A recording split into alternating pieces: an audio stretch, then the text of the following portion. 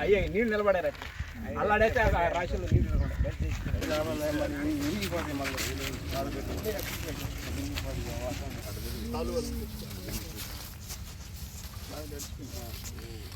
ఒక్క నిమిషం సురేంద్ర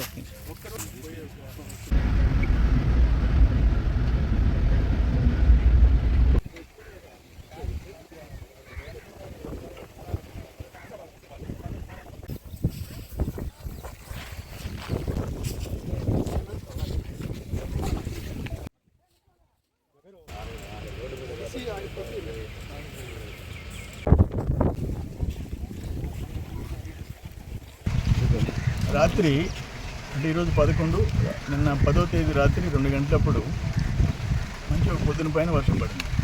ఒక్క వెంకటాచలం మండలం ఆల్మోస్ట్ 80% 90% ధాన్యం అమ్మకాలు జరిగిపోయి లేదా వాళ్ళు స్టాక్ చేసుకున్నారు. ఇప్పుడు ఒక్కొక్క ఊళ్ళో కూడిపత్తి మోర్ దాన్ 1000 కోటీస్, ఇసుపాలెం వీపులు, ఎగోమిట్ట, కూడిపత్తి, వేడిమిట్ల పైన నీరుపాలెం అంతా వెంకటాచలం మండలం వరకు 8 నుంచి 10,000 ఫీట్లు ఆ పొద్దున వర్షం వల్ల తడిచినాయి. పాపం ఇప్పుడు వాళ్ళకి కూలీలు పెరిగిపోయినాయి.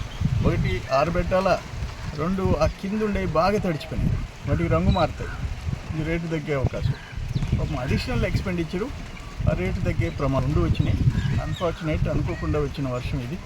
దీనికి ఏం చేయాలా గవర్నమెంట్ తరఫున అనేది కూడా ఆలోచిస్తాం. అంటే అమ్ముడు పోని ధాన్యాన్ని ఏదైనా ఉప్పుడు బియ్యం కింద అమ్మే అవకాశం ఉందా, ఏం చేయాలో అధికారులతో మాట్లాడుతున్నాం, ఏం చేయాలో చేస్తాం.